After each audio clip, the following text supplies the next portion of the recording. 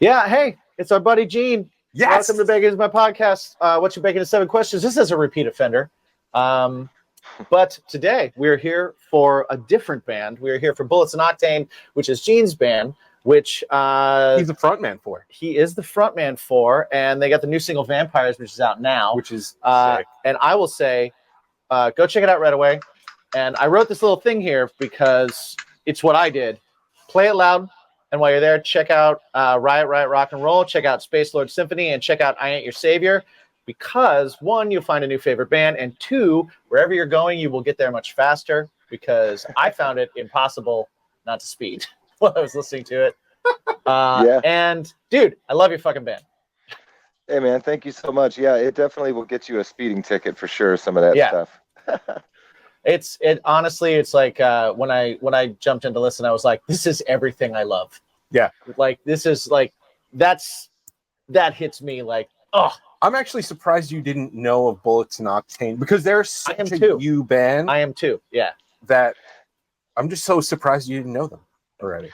Yeah, you know, funny enough, there's a lot of people out there that might not necessarily listen to this type of music, but they'll put it in their workout playlist. Like, people love running to Bullets and Octane. Like, when it comes to certain Spotify playlists, a lot of the time it'll literally be just like working out or jogging or on the run, you know, type of playlists and stuff. Yeah, keeps you going. Dude, one of our biggest viewed videos happens to be one of our songs on somebody's workout playlist. Yeah. That he just did like a workout that he was showing and happened to play our song during it. So that's awesome. I agree with it. So everybody, put it in your workout playlist, put it in every playlist, and share it.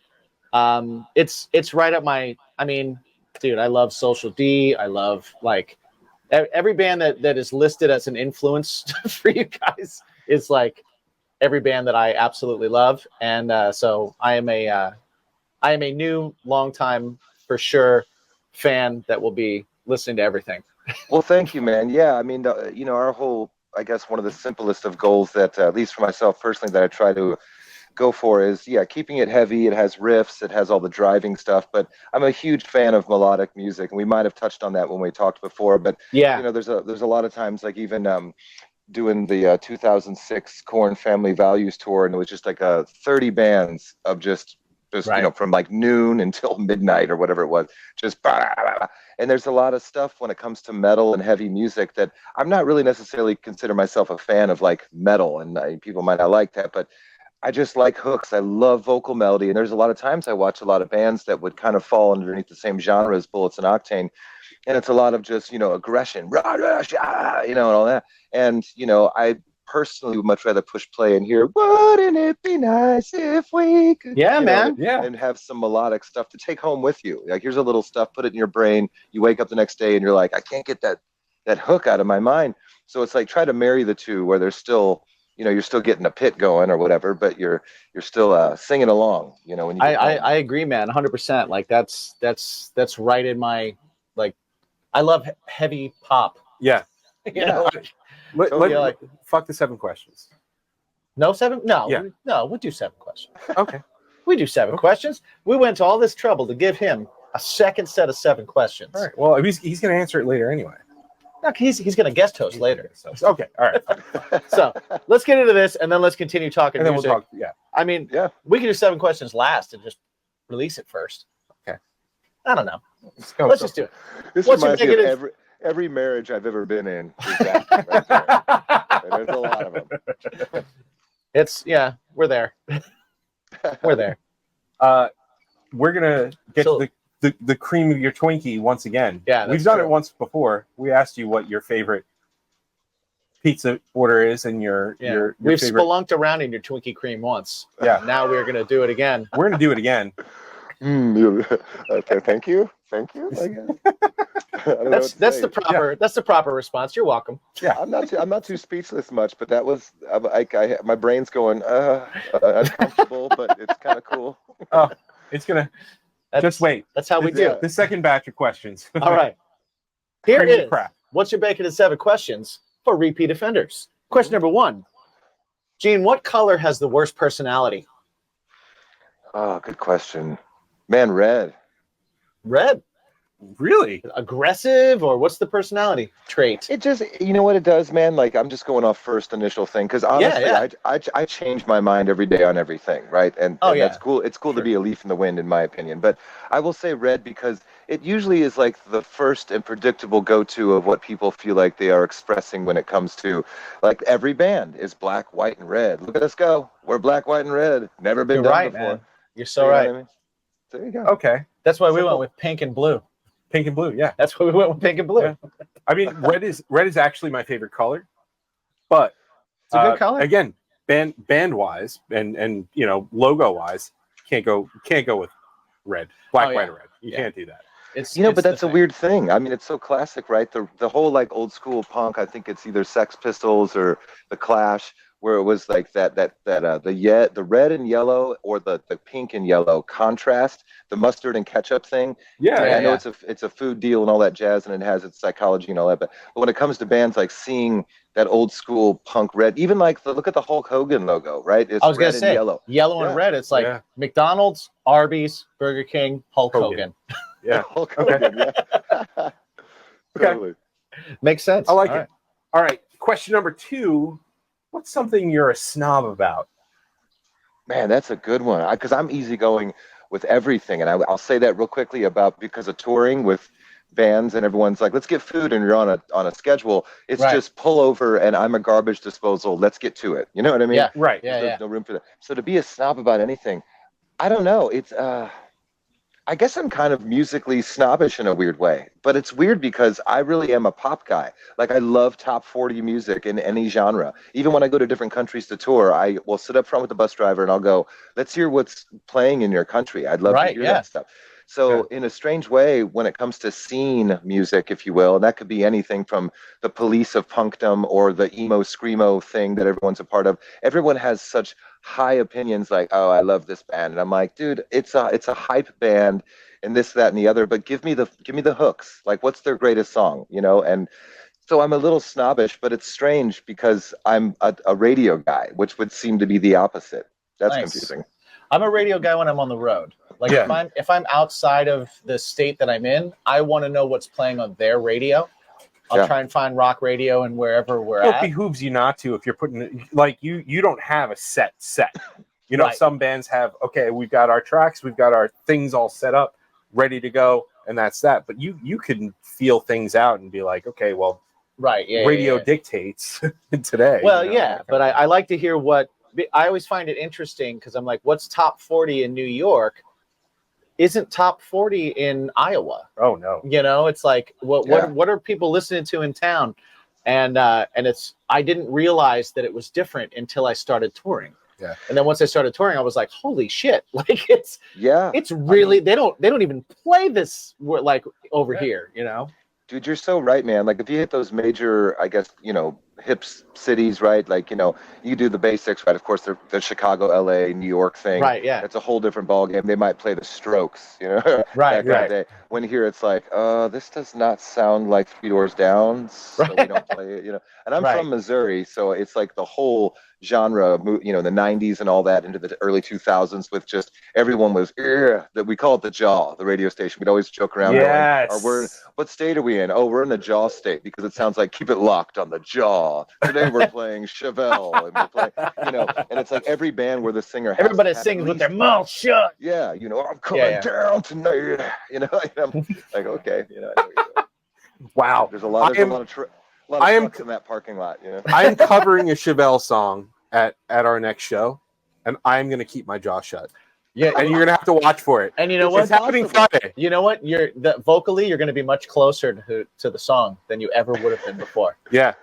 Okay. That's going to be a struggle. That might be impossible to not just you stick it out. Like, remember those videos, dude, in the 90s where you'd see, like, Jeremy is a perfect one. Pearl Jam Jeremy. Oh my God. Yes. Better. And he's there, clearly I remember. And he's sticking out just like a half inch, you know? My teeth I'm keeping shut. It's that bulldog underbite. Yes. Absolutely. I recently heard a song from the 90s and I was like, this is a banger. And it was Third Eye Blind. Oh yeah. Like, it just all of a sudden it was do do do do do do, and I was like, why is this not?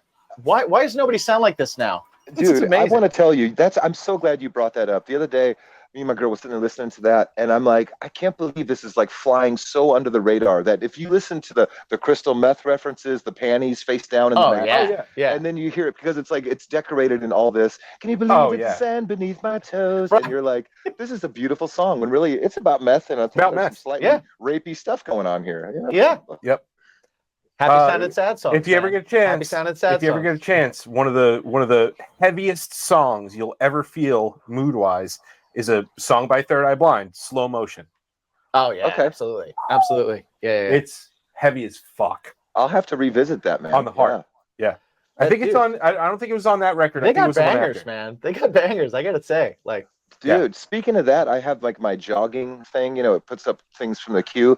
And for a while there, it was playing some of that Our Lady Peace. Remember them? Oh my God. I love Our Lady Peace, man. They could write a song, man. Yeah. Like, it was it was one after another. And I'm like, these are all, they still sound like, I listened to the choruses that were written almost 30 years ago, boys, Yeah. And I'm still going, this chorus can't be any bigger, We Are All Innocent and all those. I recently, again, another one I recently came into was Turn Off the Radio. Like that song. Yeah, Clumsy. Clumsy. And I was like, dude, everything about this song is perfect. I got to see them do Clumsy. Well, okay, so when bands are like, we're gonna do a whole record, and you're like, yeah. So they were doing Clumsy on tour just before COVID. Nice. And they only played like 7 songs. Yeah. Wow. But it was all the 7 great songs. Yeah. By the way, have you ever go back and I made once again made my girl laugh about this. We listen to that. Sometimes we'll sit out in the backyard at night and look at the stars and just talk about our day and all that stuff. And we'll put on stuff like that. And we listened to the Superman is Dead song came on. And if you listen to the end, it's really funny with the timeline it came out and what was going on. South Park had just like completely exploded back then. Yeah. And if you listen to the end of the song, because it does this weird outro that has a whole different musical twist. Those guys really did a good job with their songs where there's an outro that isn't the same like anything else, but it closes it in this like sad, dramatic way. It's really beautiful. And that song, he does that thing where he keeps saying any over and over again. But I swear to God, it sounds just like Cartman saying Kenny. Kenny. Yes. Kenny. Yep. Oh yeah. Funny. Nice. Random shit right there. I like Cartman's cover of Styx, to be honest. It's pretty incredible. All right, question number 3. If you could choose any animal as a battle companion, what would it be? Oh, so many. But I will say, just like the old school, I happen to be Cherokee and German primarily. I guess Pocahontas and Hitler got together. I was going to say, interesting mix. Yeah, it's pretty weird, right? But and so what I'm thinking is like the old school Native American stuff, dude. You got a bird and you're like, okay, over the canyons, there's a da-da-da-da-da-da. Fly over, and go take a look at what we have coming up ahead. So I just picture a big old falcon and it takes off and we hunt stuff. We go on a couple of things. Very Assassin's Creed about that. Like first off, a falcon's pretty fierce. Like you can't tear your face off. Don't mess with a falcon, right? Dude, but I love them so much. They're a good lookout. If you shave my head, I have a whole bunch of birds coming at you this way. Oh, wow, cool. In flock. I don't know. I have a thing for it. I mean, who doesn't want to fly, right? Every time I take my walk to my dogs, as I mentioned earlier, I look up and I'm like, dude, I have dreams where I fly. So it's like, I'm full-blown bird, man. I love it. Nice. Fun fact, my son's, for a long time, his favorite animal was a peregrine falcon. So specific. Very specific, right? That's what I thought. All right. Question number 4. Remember when you said about the weird vibes? Question number 4 is this. What is the creepiest thing you could say to someone you just met? I mean, what are my boundaries on this station? None. Oh, zero. All right, now I'm going to tell this story, and I'll make it quick. I know we got questions, we got lots to do here. But this was funny when I was younger and a little more crass and drunk and stuff like that. So this isn't me today. But it would always be a funny idea to walk up to a woman in a bar and whisper in her ear, I want you to come inside me. And you're telling her that. I'm just saying, I know, and listen, I get it. The kids out there, I apologize. I've changed That's fantastic. But it's just like, what do you, is it physically possible? I don't know. You just got to do that. And I'm going to be speaking of awkward and creepy, so I'm going to make this even more creepy. My battery's getting low, so my charger's by the bed. I'm going to go by the bed and I'm going to charge this. So I'm going to be laying in bed talking to you guys. Perfect. I like it. Right after that question too is the perfect time. Yeah, I figured that's the segue. Yeah. You were like, yeah, it's about time to lay down. Yeah. Get a little more comfortable. I'll show you how we make that happen. Okay, moving on. All right, question number 5.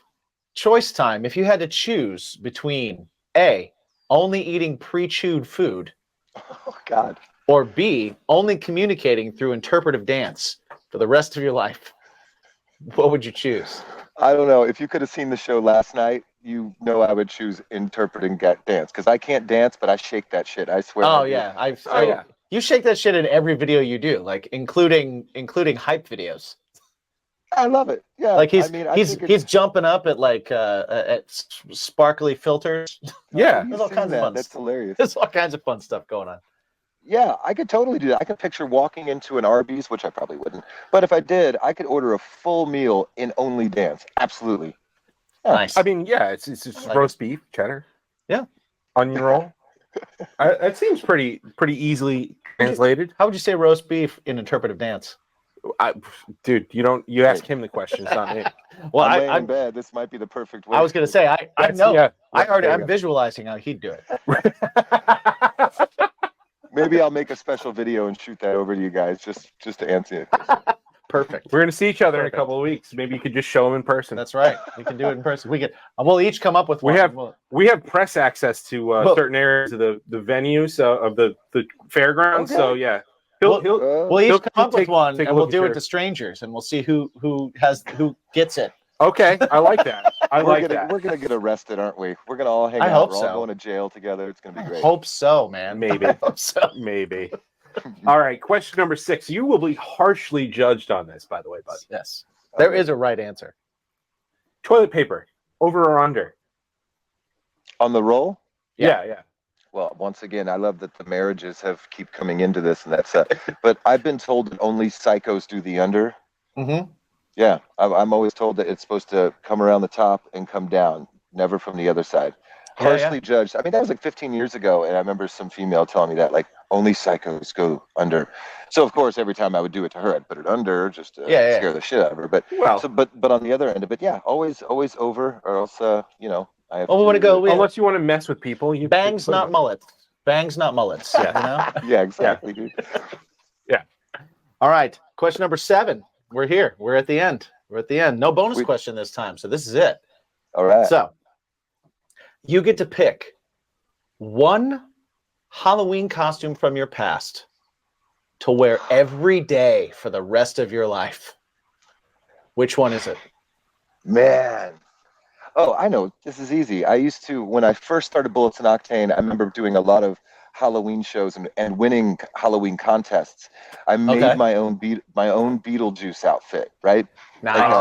I got a mad scientist wig from Basic Place and painted it with the white and the green and spray painted the hair. I made my own striped suit, and my energy's pretty. Hey, how's it going? That type of stuff. So it just worked out really good. But it's funny that you use that phrase at the beginning of it, because it clued me into something else I tell people all the time. I'll be pumping gas somewhere, for example, and I'll have somebody come up to me and go, "Hey, cool tats." And all that really is that this person wants to get tattooed really soon.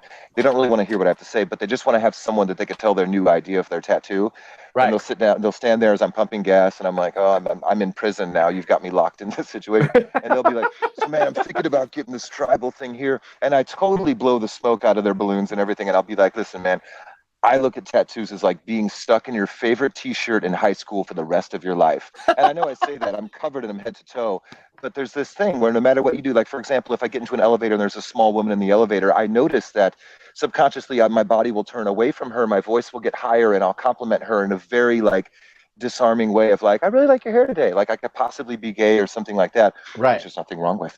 But I will say that it's like this weird thing. Well, it's a disarming thing for other people. Yeah, or like when for women, especially. Yeah.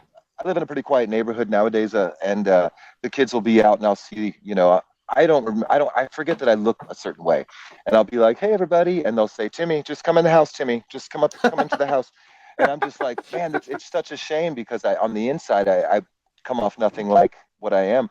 And I remember my friend, when I first got the face stuff, he was a good friend of mine. Used to do a bunch of drugs together, live together, and all this stuff. And he was even like, "Hey, man, I'm gonna give you like 28 or 24 or 48 hours to really think it over." And I'm already like neck and everything done.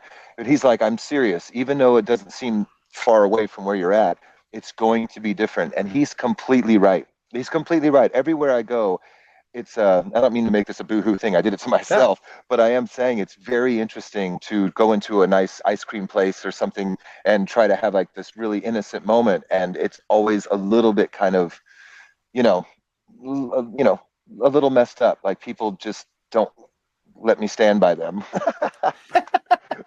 Anyway, cool. So I want to be Beetlejuice. So I like okay, that. but I also think this is an interesting conversation, and I want to talk about it more. So we're gonna pop away now so that everybody has a chance to go check out Bullets Octane, check out Vampire, check out the new music, check out YouTube, because there's a bunch of songs on YouTube that are unreleased. Yeah. There's great videos all over YouTube.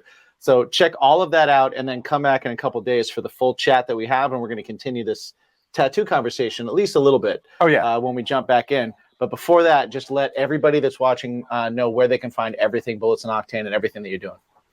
Absolutely, yeah. So everybody, if you want to go check it out, Bullets and Octane Official Instagram, that's where you're going to be able to message me directly. It's the one I'm on all the time. Hit me up, let's talk, let's share things. Also go to the Bullets and Octane Official YouTube channel. We always are putting up new music videos like every 6 to 7 weeks. It's great. Be on the lookout for the new one coming out. It's going to be with Steve Stevens from Billy Idol. We worked on a song together. He was in a music video for it. He's the sweetest and nicest guy, and I just feel so excited to be working with a legendary guitar player like that. And he has those Nags guitars. That's so cool. Oh, yeah. Those Nags guitars that he has. Can we talk about that real quick?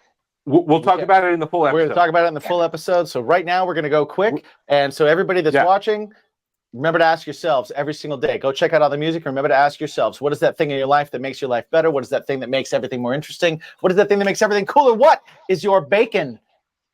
See you in a couple days.